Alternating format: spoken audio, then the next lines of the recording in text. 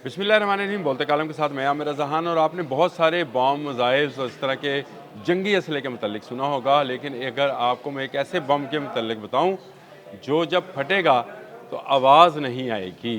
जी हाँ, ये ब्लैकआउट बम है और ये चीन ने बना लिया है। ये ब्लैकआउट बम क्या है और इसको किस तरह से इस्तेमाल किया जा सकता है ख़ासकर भारत के ख़िलाफ़, तो ये चीन की एक हैरत अंगेज़ ईजाद है जिसके ज़रिए वो पूरे भारत की तमाम बिजली की तनसीबात जो हैं बंद कर सकता है। यानी इसको ब्लैकआउट बम इसीलिए कहा जाता है। जैसे जंगों में ब्लैकआउट नहीं होता कि तमाम बिजली बत्तियां सब कुछ बंद कर देता है, इसी से मुमासरत रखते हुए ये टेक्नोलॉजी जो है वो चीन ने बना ली है। और इसमें ये कैसे काम करती है, किस तरह से ये उसके उन जो वॉरफेयर्स इलेक्ट्रॉनिक वॉरफेयर्स हैं उसको किस तरह से मुतासर कर सकती है और क्या ये वाकई किसी फ़ौज को बहरा और अंधा बना सकती है, इस पर आज हम बात करते हैं। पहली बात तो ये है कि ये ब्लैकआउट बम है क्या? ये शदीद बरकी मकनातीसी लहरें खारिज करने वाला एक हथियार है। यानी ऐसी तेज़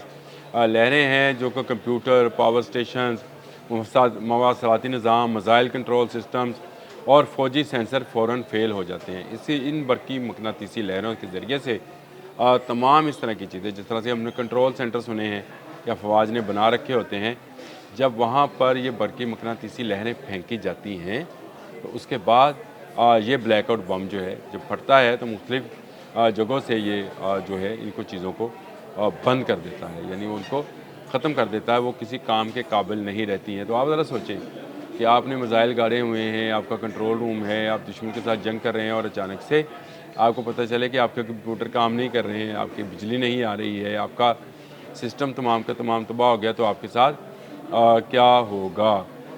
ये ग्राफाइट ब्लैकआउट बम फटते ही ग्रेफाइट फाइबर्स फ़ज़ा में बिखर जाता है। ग्रेफाइट फाइबर जो है ये वो बरकी मकनातीसी लहरें पैदा करता है जिससे तमाम का तमाम सिस्टम जो है वो फ़ेल हो जाता है, शॉर्ट सर्किट पैदा होते हैं।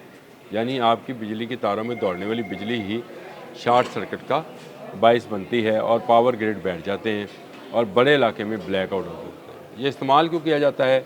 ये बड़ा अहम सवाल है। जंग शुरू होने से पहले दुश्मन की फ़ौज को अंधा करने के काम आएगा। मैंने आपको बताया था कि जिस तरह फ़ौज को अंधा और बहरा किया जा सकता है कि उसके तमाम रडार सिस्टम, उसके कंप्यूटर्स, उसकी बिजली, उस मुल्क की तमाम ऐसी तनसीबात जहाँ पर से कंट्रोल किया जा सकता है, ये ब्लैकआउट बम उसको बंद कर सकता है। और ये बग़ैर इंसानी तबाही के ऐसी तबाही ला सकता है जो जिसका तसव्वुर आप नहीं कर सकते। इसको इस तरह से समझें कि अगर आपका मिसाइल और आपका जहाज़ जो है उसका सारा इलेक्ट्रिकल वायर सिस्टम है उसको डैमेज कर दिया जाए तेज़ बरकी मकनातीसी लहरों के ज़रिए से, तो फिर वो दुश्मन के ख़िलाफ़ क्या कारकर्दगी दिखाएगा? और अगर दुश्मन के ख़िलाफ़ कोई कारकर्दगी नहीं दिखा पाएगा तो लड़ेगा क्या?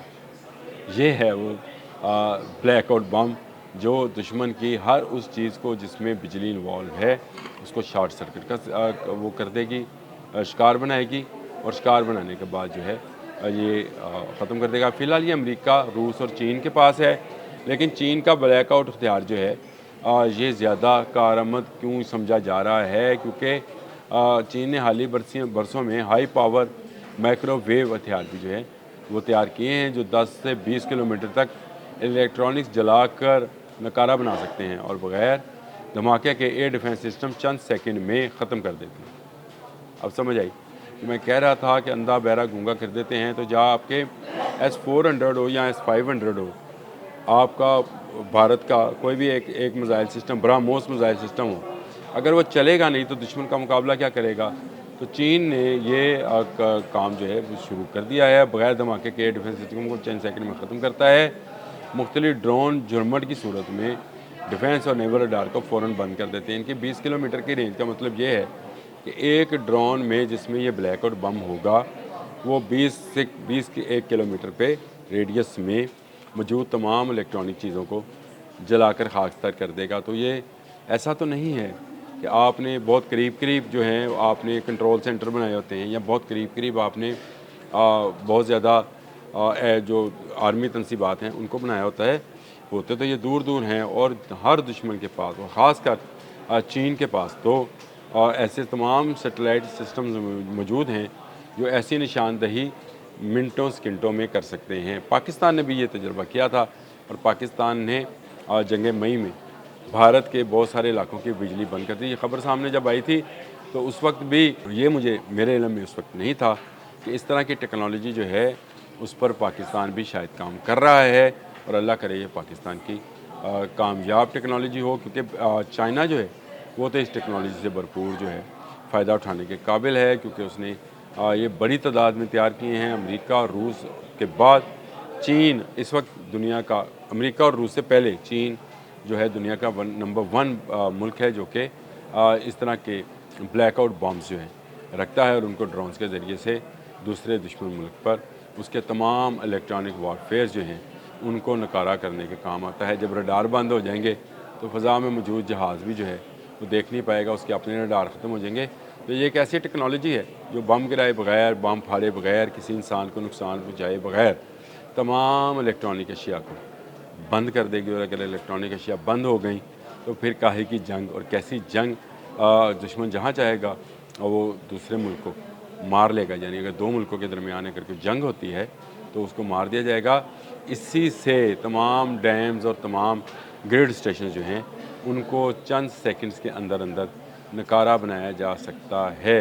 भारत जिस पर बहुत ज़्यादा मान करता है कि उसके पास डैम्स हैं, वो पानी रोक सकता है या पानी कर सकता है। जब आपका सारा सिस्टम ही बैठ जाएगा तो कौन सा पानी और कौन से डैम, कौन से ग्रिड स्टेशन और कौन से कंट्रोल सेंटर, कोई रशियन चलाएं या इजरायली चलाएं, सब के सब इसमें मारे जाएंगे। और ताक ताक कर जब एक चीज़ बंद पड़ी होगी तो उस पर निशाना लेना आसान है। जब उसको रोकने वाला इंटरसेप्टर मिसाइल सिस्टम ही नहीं चल रहा होगा तो उस पर मिसाइल गिराना जो है वो बहुत आसान हो जाता है।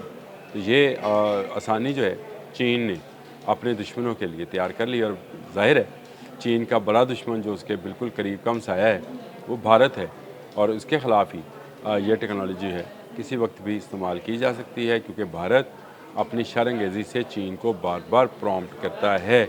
और भारत ने बहुत सारा इलाका जो है, मैंने पिछले दिनों एक व्लॉग भी किया था इस पर, कि लद्दाख के एरिए पर चीन का दावा है कि उसके सूबे सिंकियांग के साथ का ये इलाका है जिस पर कब्ज़ा भारत का है और उसको खाली कराएगा। इसी तरह वो तिब्बत तक, एक सिंकियांग से तिब्बत तक एक रोड तो बना चुका G219, अब वो एक जो है ट्रेन भी इसी पे बना रहा है। और भारत ने भी लद्दाख पे एक नया एयरबेस जो है उसका इफ्तिताह किया है। तो इसका मतलब ये है कि जंग जो है कुराकुरम के इस तरफ जो है होने के इम्कान ज़्यादा हैं।